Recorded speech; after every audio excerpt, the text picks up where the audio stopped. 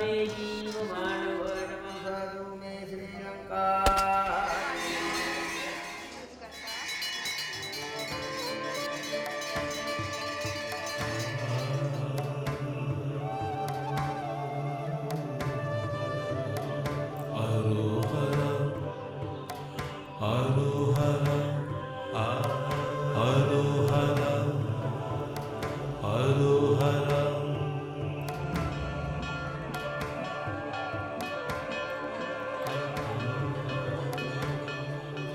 In Sri Lanka, pilgrims hold a 2-week-long grand annual festival filled with numerous rituals and magnificent processions to invoke a powerful Hindu-Buddhist deity at his shrine situated near a town named Kataragama in the southern part of the island.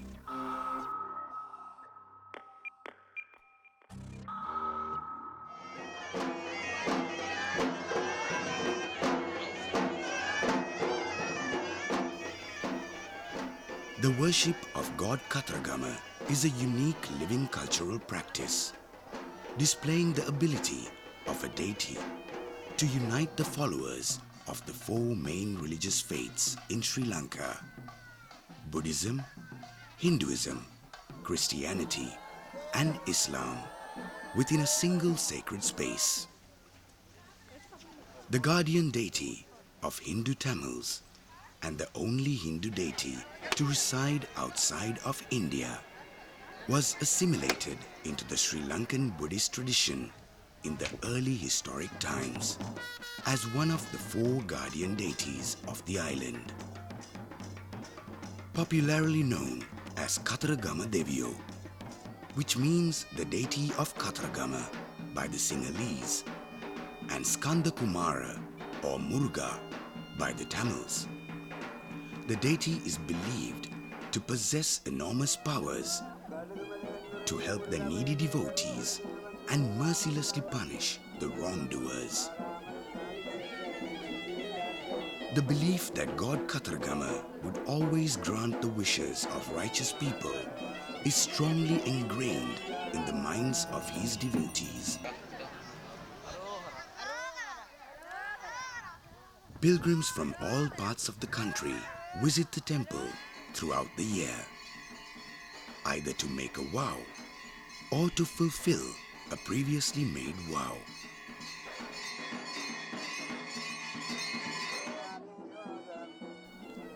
The culmination of those pilgrimages is marked by the grand annual festival that lasts for about 2 weeks from late July to early August.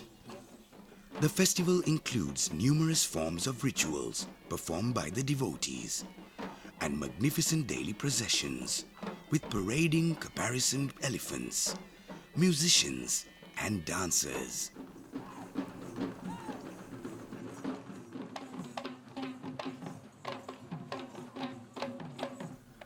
Devotees would attend the festival to fulfill vows, showing indebtedness and gratitude to the deity, displaying an incredible sense of solidarity and fellowship, disregarding all forms of religious, ethnic, caste, or class distinctions. It is believed that most of the customary practices followed during the annual festival have originated from the time of King Dutugamunu, who ruled the country from 161 to 137 BC. He sought the blessings of the deity during his military campaigns against the Chola invaders. Following victory over the invaders, the king is said to have built a shrine for the deity at the present site as a fulfillment of a vow he had made. This shrine is known today as the Ruhunu Maha Kataragama Devalaya, in which the deity is believed to be residing and where the festival takes place.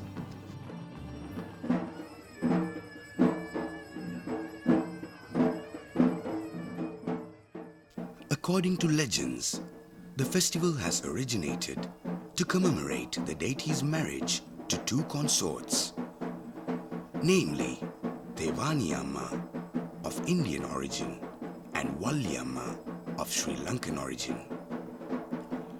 Walliyamma belonged to the Vedda ethnic group who are identified as the indigenous inhabitants of Sri Lanka. The two consorts have separate shrines within the same sacred space. Pilgrims invoke both queens during the grand festival.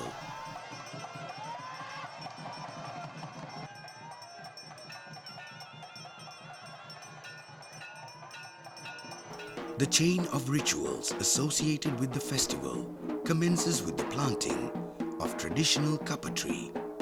45 days prior to the beginning of the festival, the kappa tree symbolizes an ancient belief associated with fertility and prosperity. Firstly, two trees suitable for the purpose are identified by a person who is traditionally assigned for this purpose. Once the two trees are identified, the high priest secretly cuts them down. Afterwards, the two trees are washed in the sacred Manik river and placed in the Walliyamma shrine. Then the two kappa trees are taken to the main shrine of the deity. Following the performance of customary rites, kappa planting ritual takes place at the main shrine known as Mahadevalaya, also known as Rankot Devalaya. The grand festival commences 45 days after the planting of kappa trees. An extraordinary cultural practice associated with the annual festival that begins on the day of the kappa planting ritual is the Padayatra, pilgrimage on foot, primarily by Hindu Tamil devotees from the far north. Pilgrims proceed southwards through a coastal route and jungle tracks for 45 days to reach Kataragama. During the approximately 350-kilometer journey, they pass through over 70 sacred places where they receive local hospitality of awaiting villagers who offer free food, creating a superb occasion for renewing old bonds, making new friendships, sharing stories, and enjoying singing and dancing.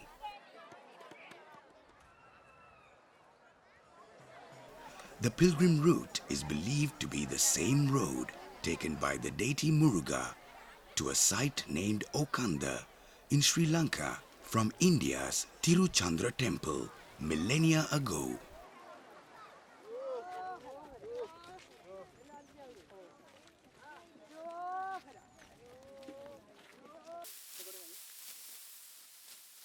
Offering cooked rice to the deity that is known as Murtan Puja is an important ritual of the festival. It is made of the rice from the first harvest from the village named Hingurukadua. The rice obtained as such is brought off the precincts of the shrine by a bullock caravan, which was an arduous journey in the past. Therefore, the officials assigned to this task make a vow to the deity, asking his intervention for a safe passage.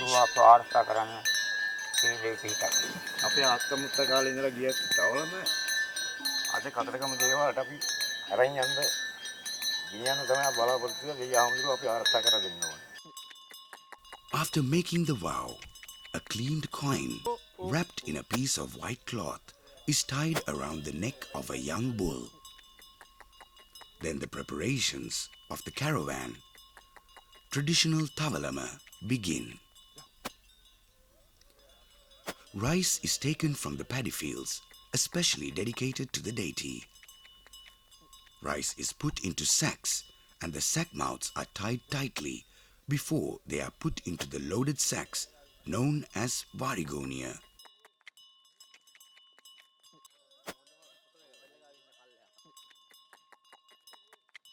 When the sacks of rice are loaded on the back of the bull, one must make sure that the weights of both sides of the sack are equal so that the animal can walk easily.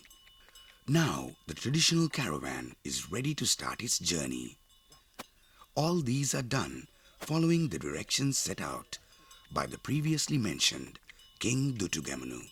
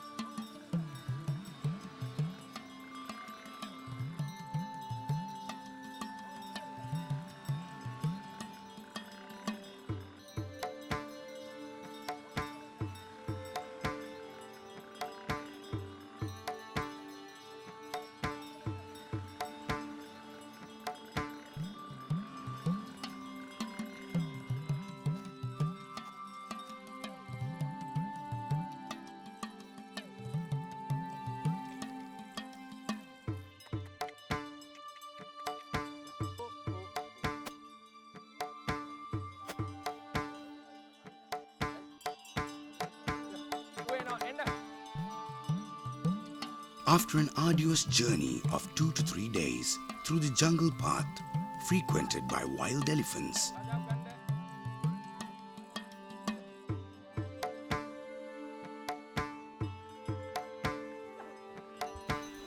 the caravan reaches the sacred premises at Kataragama, where the first harvest of rice is handed over to the chief secretary, known as Maha Bet Milekam. Once he receives the rice, customarily, devotees from other parts of the country too contribute some amount of rice for the preparation of the offerings.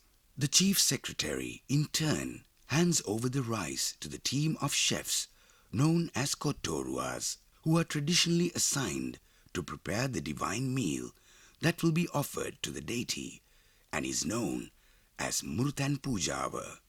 The preparation of the divine meal is done at a special kitchen known as Murtange, following strict hygienic guidelines established traditionally.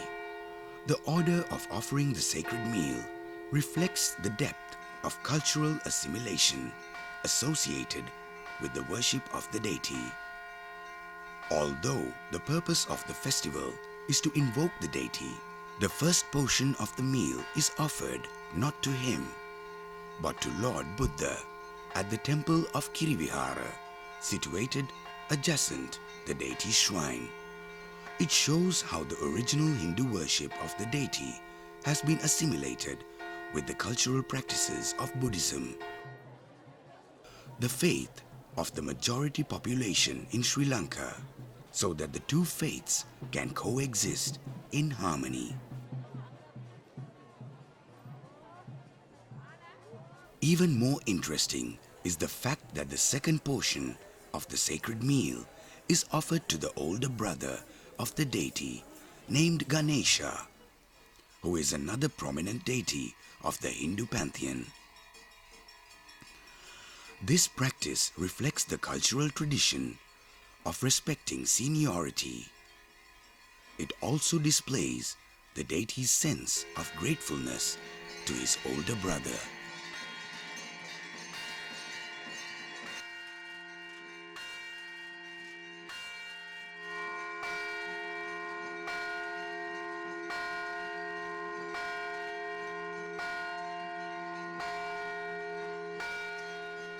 Hence, it is only the third portion of the sacred meal that is offered to the deity.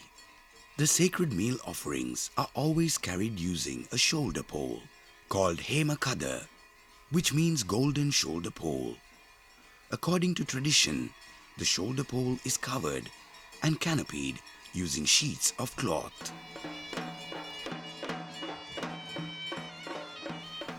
Making of food offerings are done 3 times daily at 4:30 a.m., 10:30 a.m. and 6:30 p.m.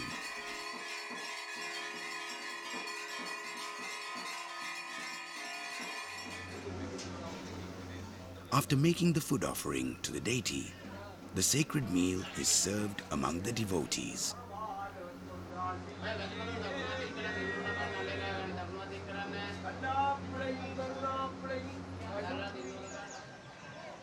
Traditionally, the planting of the kappa tree, followed by the hoisting of the Kodiatram flag within the precinct of the Islamic mosque, which is situated on the same sacred space of the shrine of the deity, marks the commencement of the annual festival.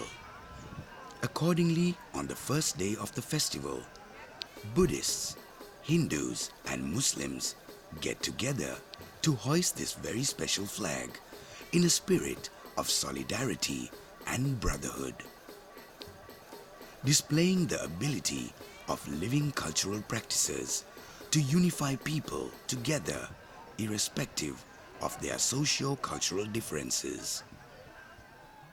The Kodiatram flag remains waving in the air throughout the duration of the festival as a symbol of the deity's power to achieve ethnic and religious reconciliation.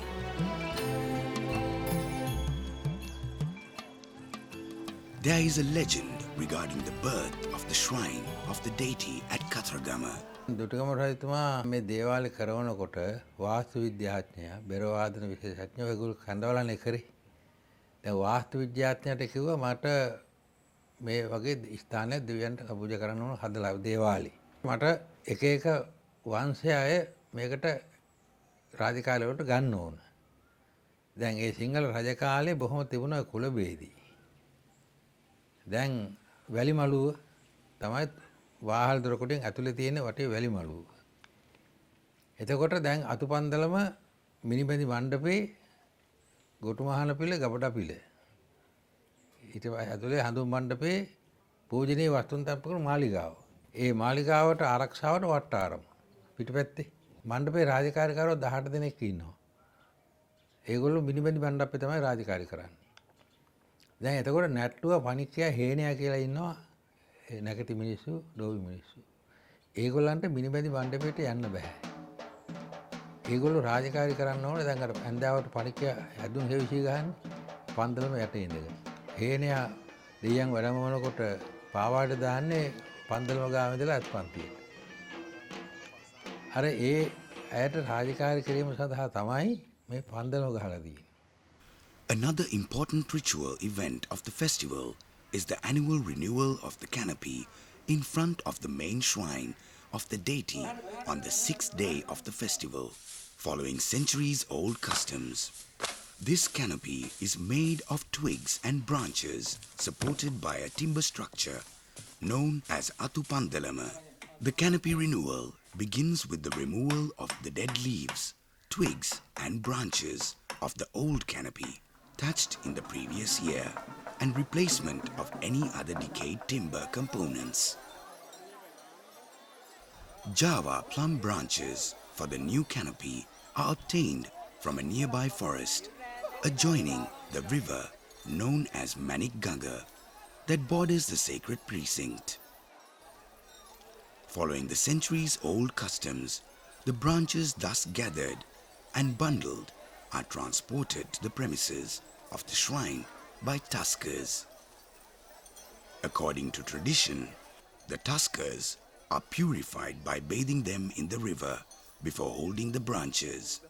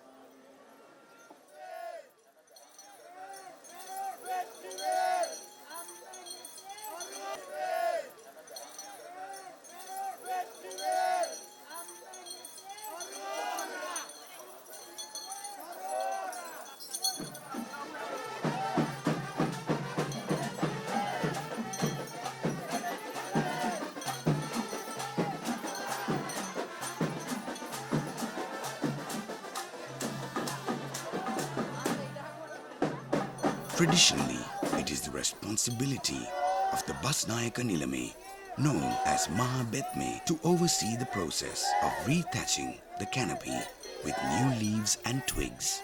The process begins after offering a midday meal to Buddhist monks at the Basnayaka Nilame's official residence. The leading tusker, who belongs to the shrine, lifts the first bundle of twigs and leaves from the ground to the canopy. It is the Basnayaka Nilame's duty to give the first bundle of branches to the leading tusker for lifting it up to the roof of the canopy. Once the branches are lifted to the roof of the canopy, as such, the devotees begin thatching it with fresh leaves while saying prayers invoking the deity. Traditionally, the twigs and branches for the canopy are obtained only from the Java plum tree due to their durability. The reason for the selection of this particular species of tree is the durability of its leaves against the natural elements. Even after being exposed to the tropical sun, the monsoon rains for the year those leaves still remain with no signs of decay. On the first 5 days, the processions are led by Betmelekam, the secretary of the shrine. The Basnayaka Nilame, or the chief secretary, leads the procession from the 6th day onwards.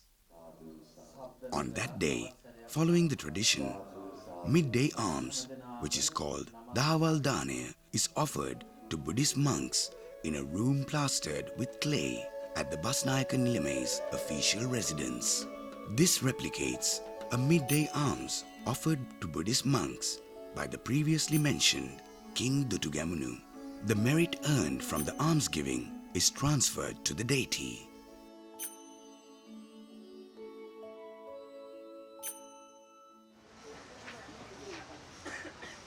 Padayatra, pilgrimage on foot, that started its long march in Jaffna in northern Sri Lanka on the day when the kappa tree was planted, arrives the sacred site on time when the festival begins. The arduous 45-day journey was made possible due to the great zeal that helped the devotees maintain the physical strength to bring them to the sacred precinct. They come to see their God. They wanted to communicate their wishes and desires to their deity, or to fulfill a previously made vow, or to make a new vow in front of him. Those devotees of the Hindu faith are dressed in yellow garments called Sannasi Vastra. This attire symbolizes the ideas of detachment, purity, spirituality, and simplicity. Devotees chant together Arohara, a shortened form of the phrase Araharohara in Tamil, which means, O God Almighty, please remove our sufferings and grant us salvation, to invoke the deity.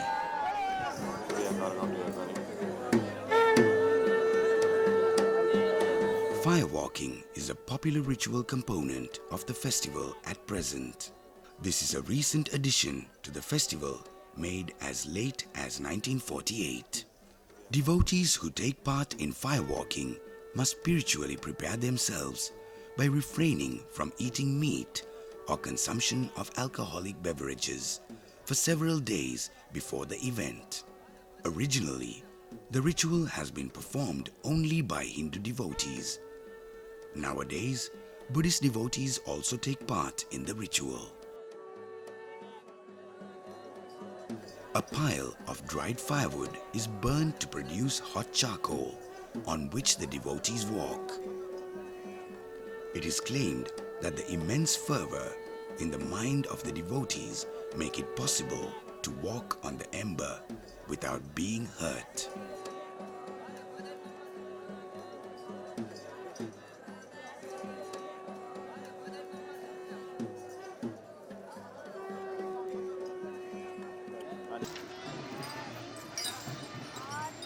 The use of elephants or tuskers in religious processions has been an important aspect of Sri Lankan culture. Those who take part in the processions of the Kataragama festival must undergo a cleansing process before they take part in other rituals prior to the procession. This includes getting the animals bathed in the river and washed with turmeric water, which is supposed to contain sanitizing properties.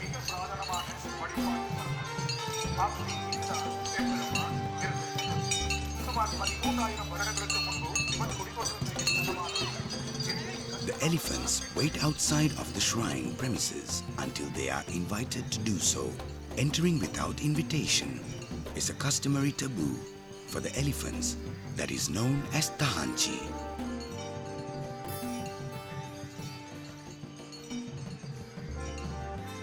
The invitation comes in the form of a drumbeat known as Addun Hevisia, played by a drummer known as Panikya.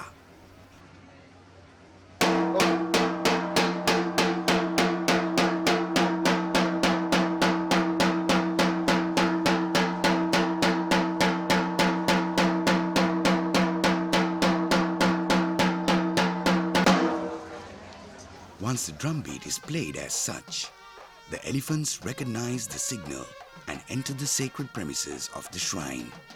This drumbeat signals also the chief priest and his team to get ready for the procession. First, the ceremonial tusker enters the shrine's premises. The rest of the elephants follow him. Next, the ceremonial tusker worships the Buddhist temple of Kirivihara, holding a lotus in his trunk. The other tuskers and elephants follow him. Secondly, they worship the Hindu temple named Ganapati Kovil.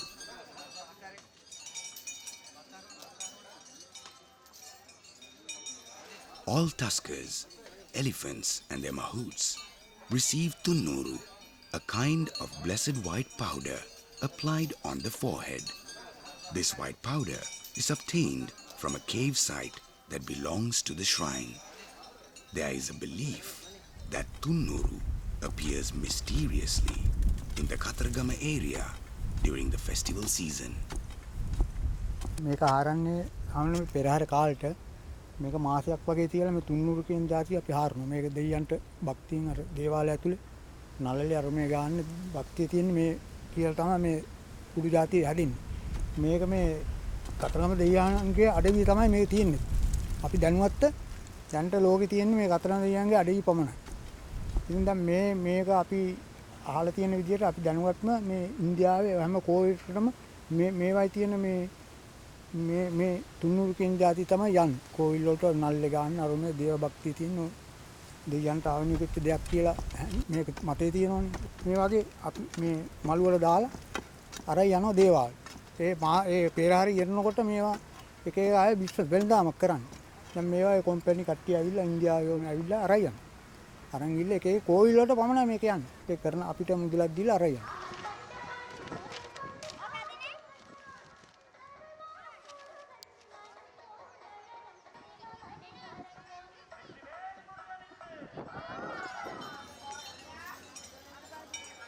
After worshipping Ganapati Kovil and before cladding in the special dresses, the elephants worship the shrine of the deity. The ceremonial tusker takes the lead.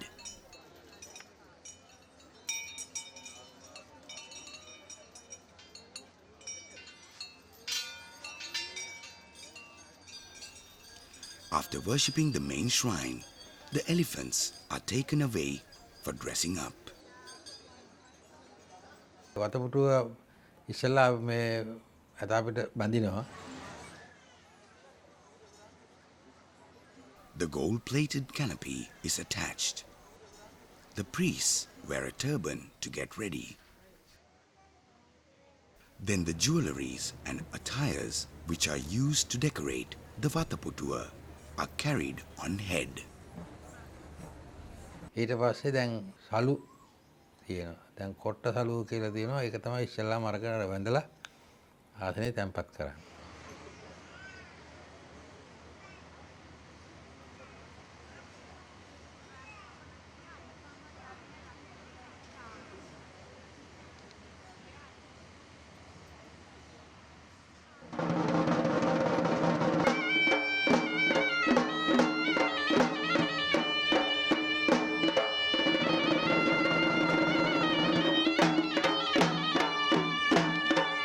ඊට පස්සේ සලු වඩනවා. සලු 3ක්.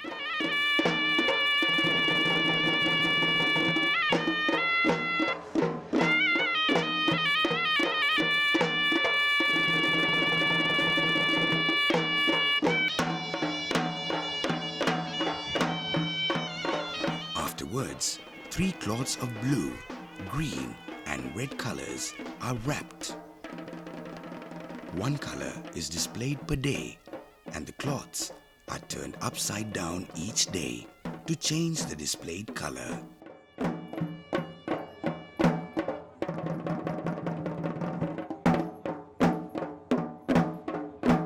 ඊට පස්සේ මාල බඳිනවා. දැන් ඔය මාල 9ක් තියෙනවා දුටුගැමුණු මහරජතුමා විසින් පූජා කරපු පවත්වන්න.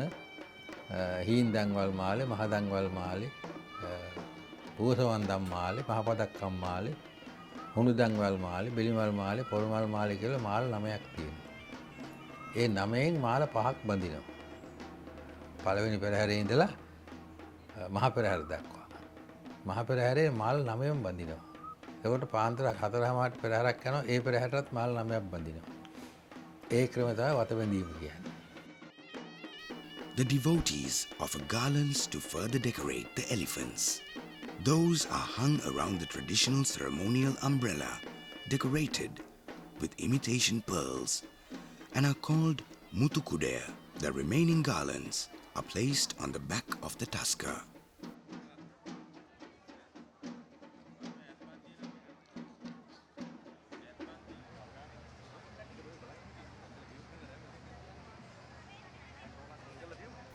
Until the 5th day from the commencement of the festival, Betme Lekam, the secretary, provides leadership to the procession. He comes to the shrine every day, performs the rituals, pay homage to the deity, and walks in front of the procession. To participate in the rituals associated with the procession, Buddhist monks gather at a pavilion with many bells attached to it and is known as Mini Bandi Mandapaya, where the devotees ring the bells to please the deity.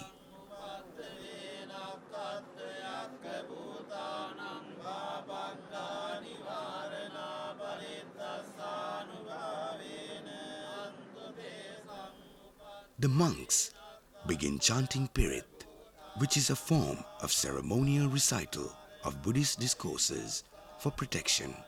A special ceremonial object placed inside the pavilion is the pair of tusks, traditionally believed to be those of the elephant Kandula, the ceremonial tusker of the previously mentioned King Dutugamunu. It is customary to place them inside the pavilion during the festival time. After the chanting of Pirit, Betme Lekam or Maha Betme, known as Basnayaka Nilame, makes the necessary arrangements to carry the divine ornaments of the deity, known as Devabharana, on the back of the tusker in the procession.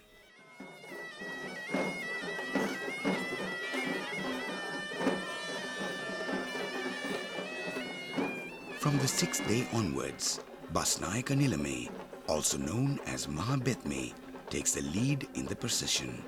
The next course of events in preparation for the procession is very significant culturally.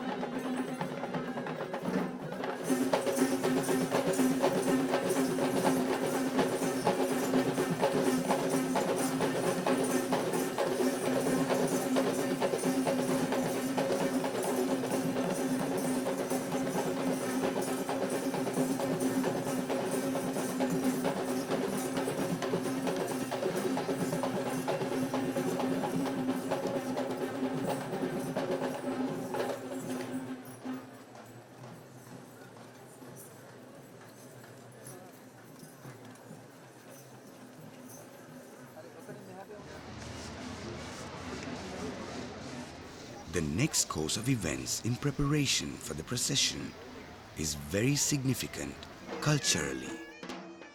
A member from the traditional washerman's guild lays a cloth carpet between the pavilion and the ceremonial tusker. Then the carpet is sprinkled with fragrant water mixed with flowers.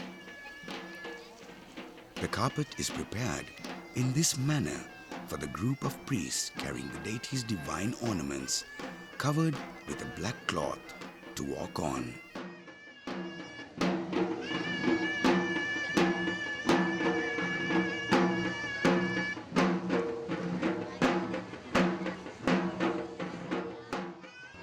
They carry the idol on their shoulders to be placed on the back of the ceremonial tusker who parades in the procession.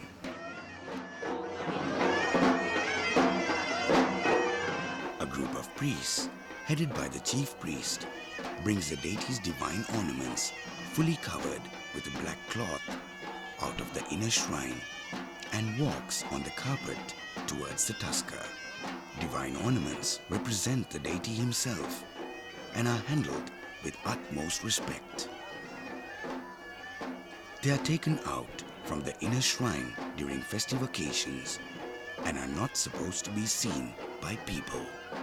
Devotees treat the divine ornaments as the living deity himself.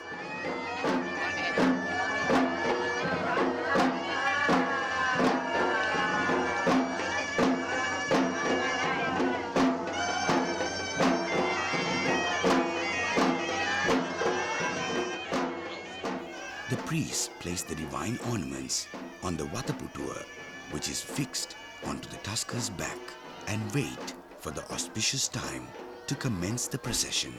As the priests carrying the divine ornaments walk on the carpet, the devotees gather there to collect the trampled flowers on the pathway to be taken home and be placed in their private shrine rooms dedicated to the deity.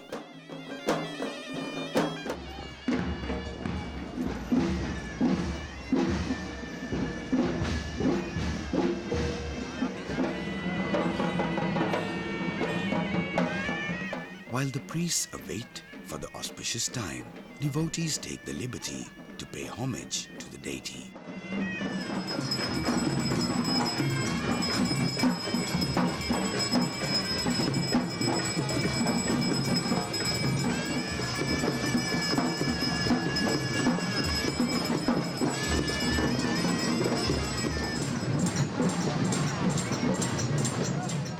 Among them is a traditional dancer affiliated to the shrine who dances in front of the tusker who is carrying the divine ornaments. The legend says that his ancestors have been assigned to this task by the previously mentioned King Dutugamunu, who has granted his family with lands and other gifts. The procession begins at the auspicious moment. The fireball dancers are the first to parade.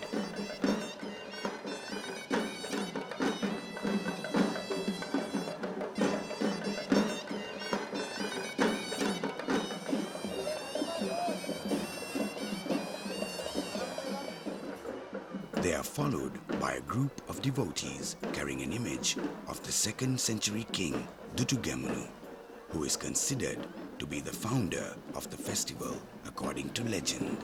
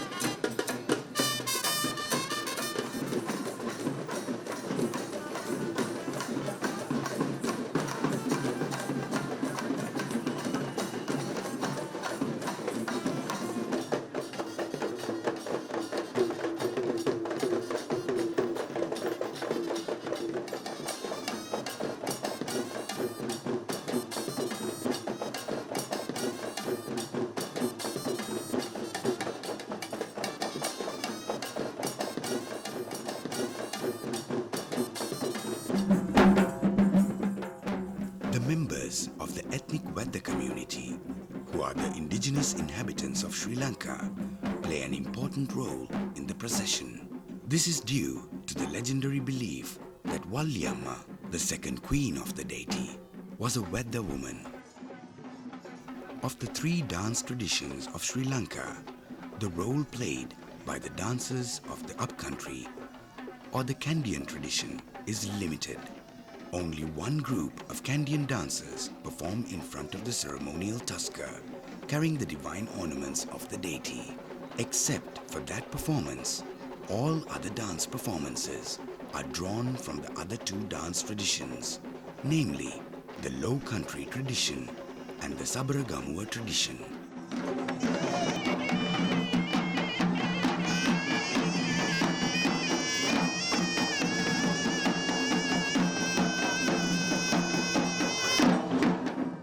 An interesting episode is performed during the procession by the Vedda people, who mimic a legendary incident of great antiquity.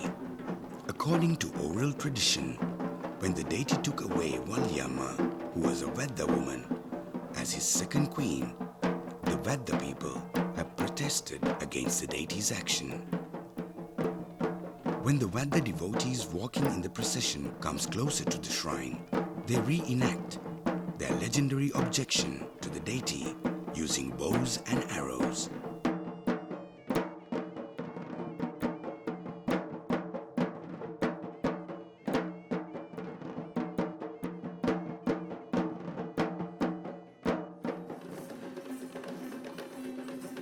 To ease the Veddas, the secretary to the Mahabetme offers them gifts of money known as Pandurupakudam to appease them.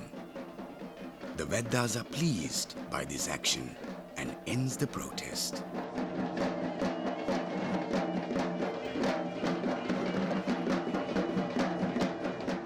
Also, they remind their matrilineal ancestry to the Queen Walliamma, showing their reverence to the deity.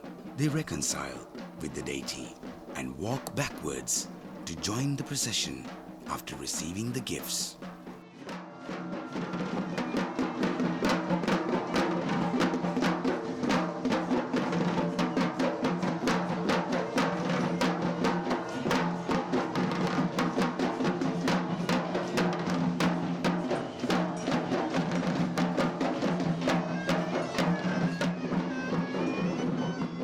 When the Veddas leave, Basnayaka Nilame comes out of the pavilion at the entrance with the tusker to go to the Walliamma shrine.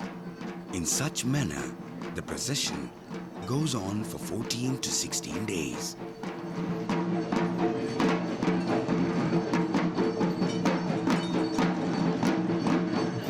During this period, the ceremonial tusker escorts God, clad in various vibrant clothing. The first Perahera is called Magul Perahera.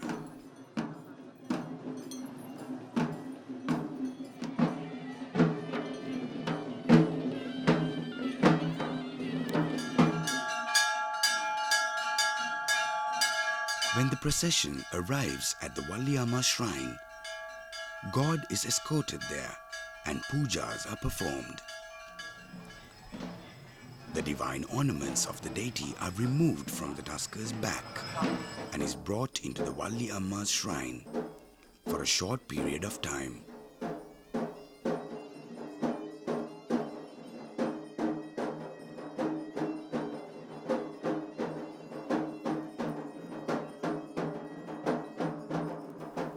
During this time, the devotees perform many pujas in honor of the deity and his queen.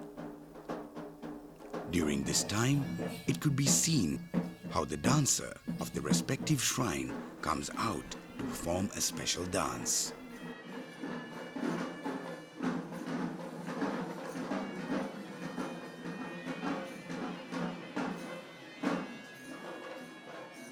The divine ornaments of the deity is returned to the back of the tusker once the pujas are over and heads back to the main shrine of the deity. The procession with all those rituals is repeated daily throughout the duration of the festival that lasts from 14 to 16 days. On the final night of the festival, the procession visits the Kirivehera Stupa of the adjacent Buddhist temple. After paying homage to Lord Buddha, the procession visits the shrine of Valyamma and then back to the shrine of the deity.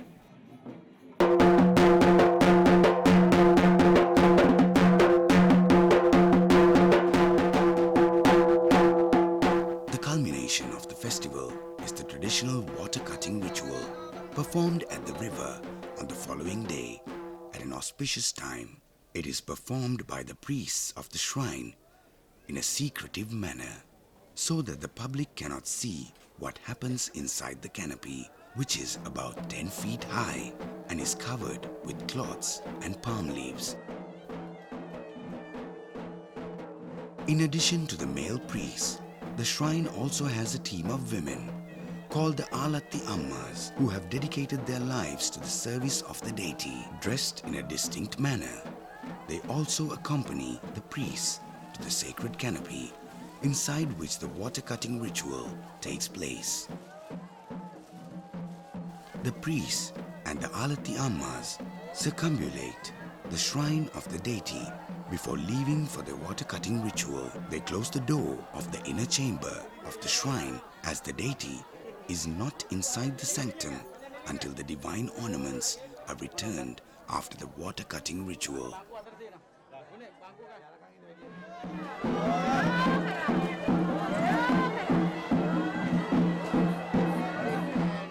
The procession that leaves the main shrine of the deity through the small gate on the left of the pavilion and enters the precinct of the Valli Amma temple.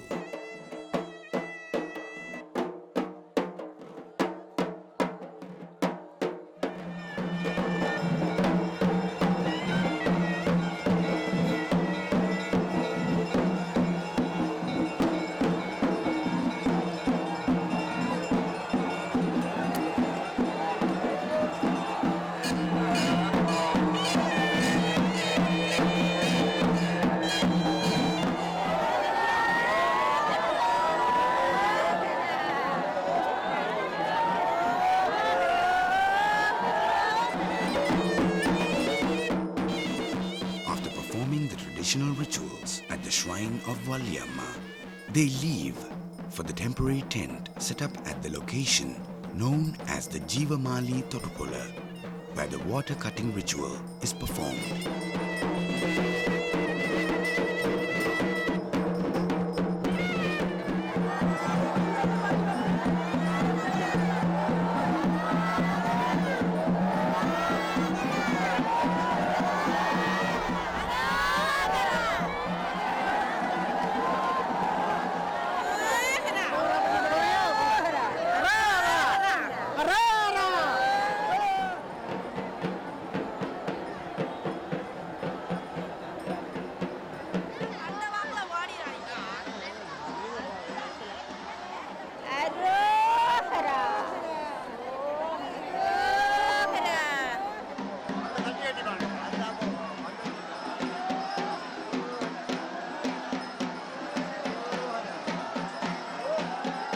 By this time, the devotees are impatiently waiting at the site, holding empty bottles to collect the water that will become very holy following the water cutting ritual.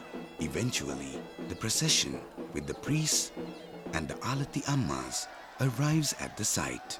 They perform the water cutting ritual in secrecy inside the covered canopy built for that purpose.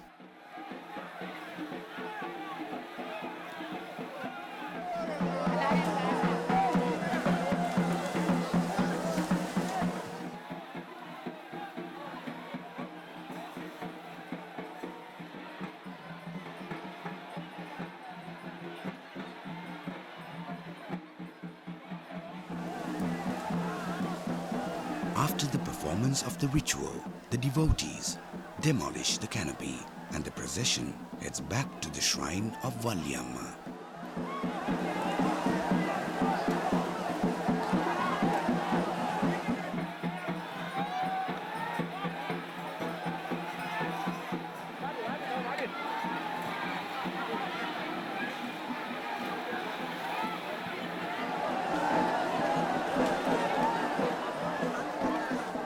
The devotees who are already in the river collect the river water that was made sacred by the water cutting ritual into their empty bottles. They believe that the sacred water has the deity's blessings that can protect them from evil forces. Additionally, some of them bathe in the holy water by dipping in the river. Furthermore, the devotees gather the broken leaves and twigs from the demolished canopy to take them home as sacred objects that have the blessings of the deity.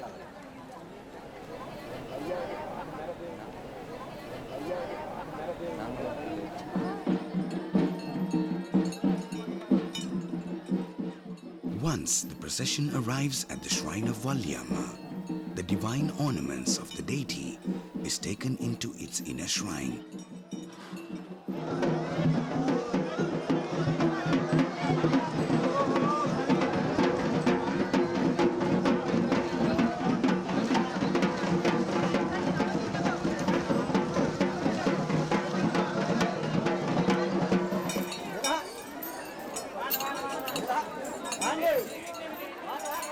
By the Alati Ammas, who will perform certain rituals in secrecy.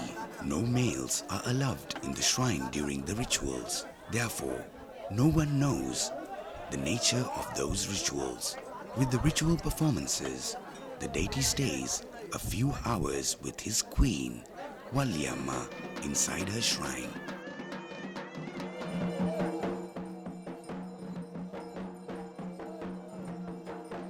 After the rituals are over, the procession leaves the shrine of Valyama at an auspicious time for the main shrine of the deity.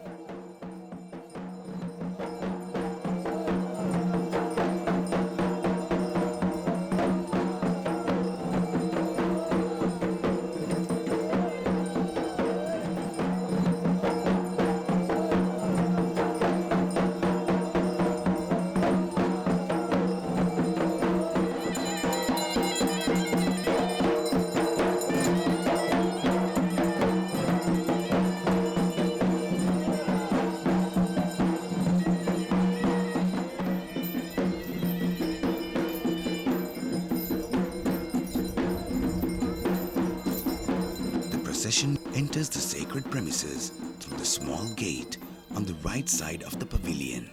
After bringing the divine ornaments of the deity back to his shrine,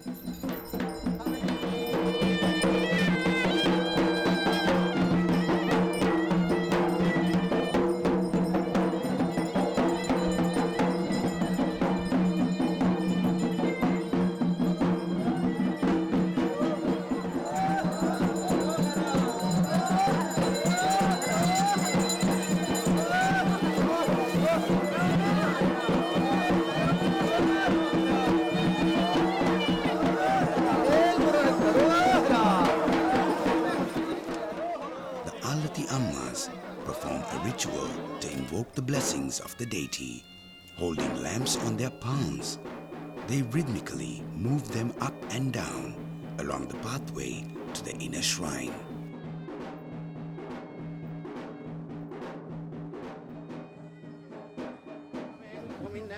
On the immediate third quarter moon day after the festival, a series of rituals are performed to conclude it. Furthermore, the kappa trees planted at the commencement of the festival are removed and are buried in the bed of the Manik River.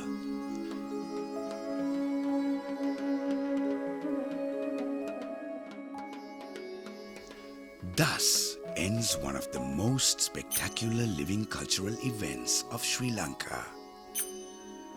It represents the views and belief of Sri Lankans about their own existence and how they relate to the nature around them and the universe. The festival promotes mutual respect and understanding among different religious and ethnic groups, leading to peace and harmony among them.